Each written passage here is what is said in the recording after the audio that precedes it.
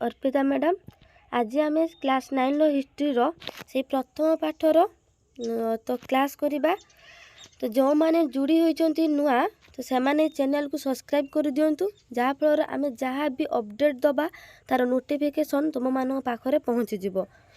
Like share और subscribe कर दिंतु। Fast देखा एशिया रे उपनिवेश स्थापन जहाँ भारतर उपनिवेश कहला पोर्तुगाल विशिष्ट नाविक भास्कोडा गामा। माने पोर्तुगाल विशिष्ट नाविक किए भास्कोडा गामा को द्वारा 1498 मसीह भारत को जलपथ आविष्कार हेबा फल पोर्तुगीज माने प्रथमे भारतर वाणिज्य व्यवसाय आरंभ कले। ताने पोर्तुगीजर नाविक किए भास्कोडा गामा केते मसीह से जलपथ आविष्कृत करते ना 1498 मसीह। फल पोर्तुगीज माने प्रथमे भारतर वाणिज्य व्यवसाय आरंभ करथिले एवं उपनिवेश स्थापन करथिले। प्रथम वाणिज्य व्यवसाय भी आरंभ करथिले ता सहित उपनिवेश स्थापन करथिले। 1497 मसीह पोर्तुगाल राजधानी लिस्बन ठारू 4टी जहाज सहित भास्कोडा गामा जल यात्रा आरंभ करथिले। माने केते मसीह भारत पोर्तुगाल राजधानी लिस्बन ठारू 4टी जहाज भास्कोडा गामा जलपथ पई आविष्कार करी जलपथ यात्रा करथिले। केते मसीह ना 1497 मसीह। आफ्रिकार पश्चिम उपकूल पार्श्वर जाई उत्तमाशा अंतरीपर पहुँचीले।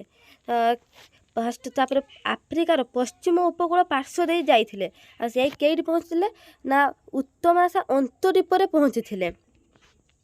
सेठारु उत्तर दिगरे गति करी जड़े अरब नाविक नायक सहयोग भारतर महासागर यात्रा परे परे डच डेन फरासी इंग्रेज प्रभावित यूरोपीय राष्ट्रगण भारतर उपनिवेश स्थापन पर क्रमे क्रमे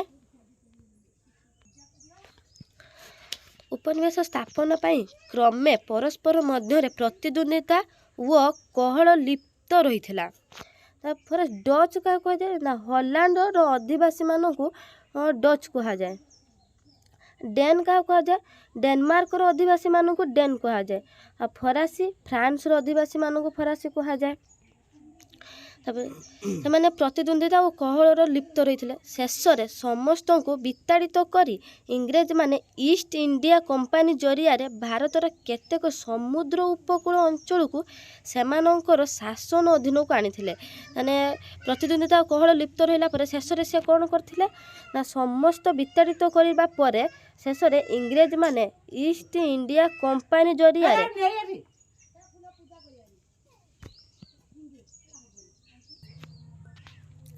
इंग्रेज जरिया भारतर केतेक समुद्र उपकूल अंचल को सेमानर शासन को आनी। जितेबाला से ईस्ट इंडिया कंपानी जरिया भारत को केतेक समुद्र आनी समुद्र उपकूल अंचल से शासन अधीन को सब आनी।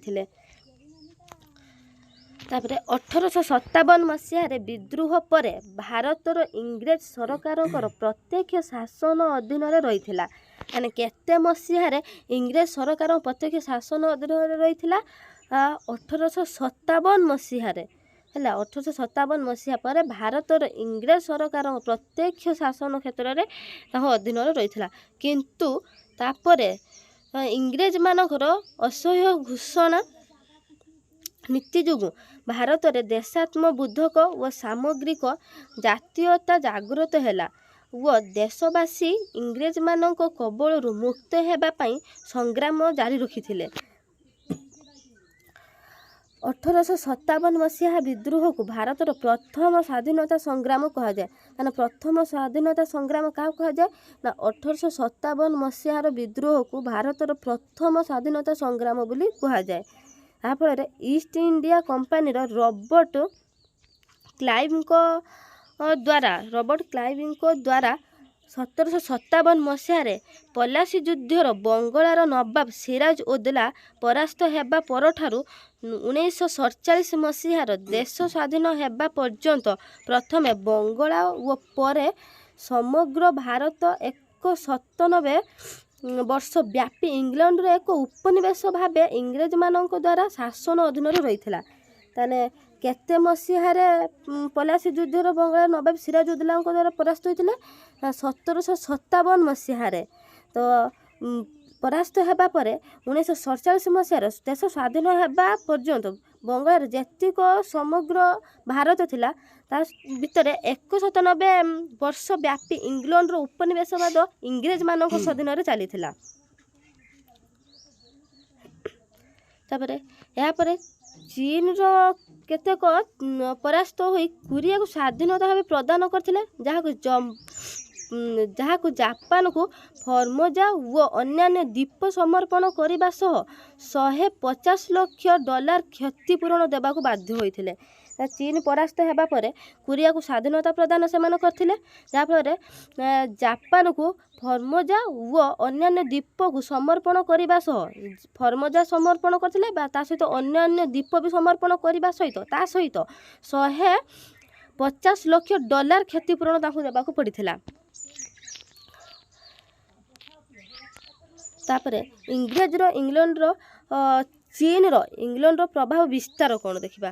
କହିଲା ଇଂରେଜମାନେ ଚୀନରୁ ଚାହା ଓ ରେଶମ କ୍ରୟ କରି ୟୁରୋପରେ ବିକ୍ରୟ କରୁଥିଲେ, କିନ୍ତୁ ଚୀନରେ ଇଂଲଣ୍ଡର ଉତ୍ପାଦିତ ଦ୍ରବ୍ୟ ବିକ୍ରୟ ହୋଇପାରୁନଥିଲା। ଇଂରେଜମାନେ ଚୀନରୁ ଚାହା ରେଶମ କ୍ରୟ କରୁଥିଲେ କିନ୍ତୁ ୟୁରୋପରେ ବିକ୍ରୟ କରୁଥିଲେ, କିନ୍ତୁ ଚୀନରେ ଏସବୁ ଉତ୍ପାଦିତ ଦ୍ରବ୍ୟ ବିକ୍ରୟ କରିପାରୁନଥିଲେ, ସେଥିପାଇଁ ସେଇଟା ୟୁରୋପକୁ ବିକ୍ରୟ କରିବାକୁ ପଠାଉଥିଲେ। ଇଂରେଜମାନେ ଭାରତରେ ଅଫିମ ଚାଷ କରି ଚୀନ ସହିତ ବେଆଇନ ଅଫିମ ବ୍ୟବସାୟ କଲେ। ତାହେଲେ ଇଂରେଜମାନେ ଭାରତରେ କେଉଁ ଚାଷ କରୁଥିଲେ? ଅଫିମ ଚାଷ କରୁଥିଲେ, ଆଉ ଚୀନ ସହିତ ବେଆଇନ ଭାବରେ ଅଫିମ ବ୍ୟବସାୟ କରୁଥିଲେ। ଚୀନ ଏକ ଅଫିମ ବୁଝେଇକୁ ଜାହାଜ ଜବତ କରି ସମସ୍ତ ଅଫିମକୁ ନଷ୍ଟ କରିଦେଇଥିଲା। ଫଳରେ 1839 ମସିହାରେ ଇଂଲଣ୍ଡର ଚୀନ ବିରୁଦ୍ଧରେ ଯୁଦ୍ଧ ହୋଇଥିଲା। କେତେ ମସିହାରେ ଇଂଲଣ୍ଡ ଆଉ ଚୀନ ଭିତରେ ଯୁଦ୍ଧ ହୋଇଥିଲା?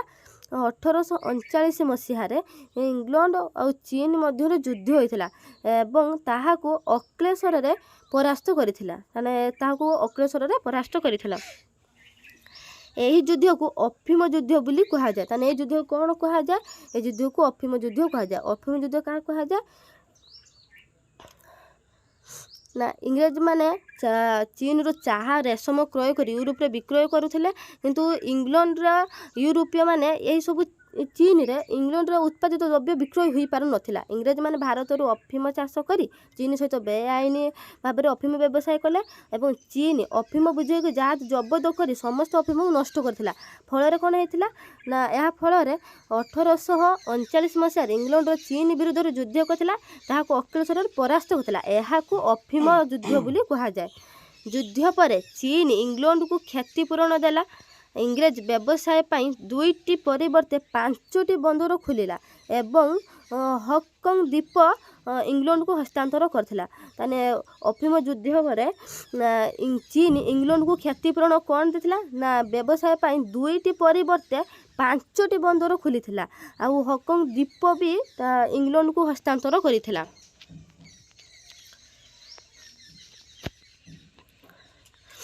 ଆଉ ଚୀନର ବିଭାଜନ, ତାପରେ ଦେଖିବା ଆମେ ଚୀନର ବିଭାଜନ। କୋରିଆ ଉପରେ ଜାପାନ ପ୍ରଭାବ ବିସ୍ତାର କରିବାକୁ ଉଦ୍ୟମ କରିବା ଫଳରେ ଜାପାନର ଚୀନ ଓ ଜାପାନ ମଧ୍ୟରେ ଯୁଦ୍ଧ ହୋଇଥିଲା।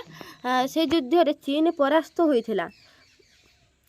ସେ ଯୁଦ୍ଧରେ କିଏ ପରାସ୍ତ ହୋଇଥିଲା? ସେ ଯୁଦ୍ଧରେ ଚୀନ ପରାସ୍ତ ହୋଇଥିଲା।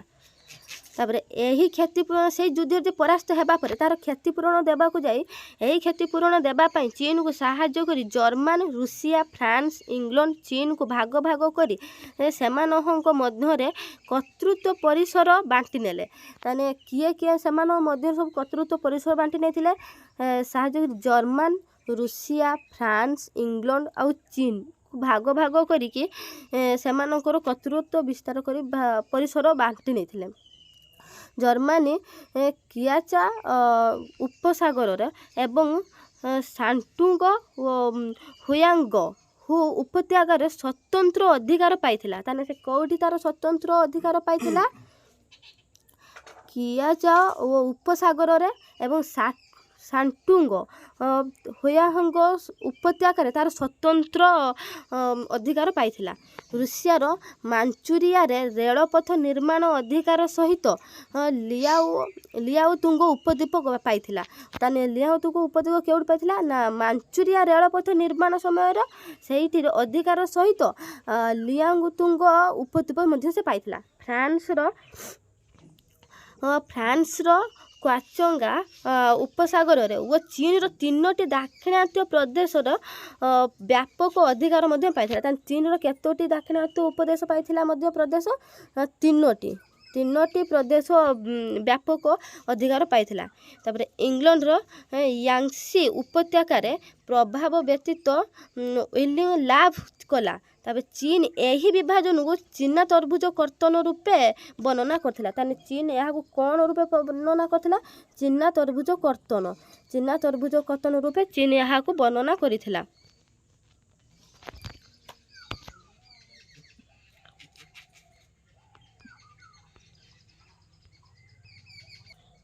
ତ ଆଜିକା ପାଇଁ ଏତିକ ଥାଉ।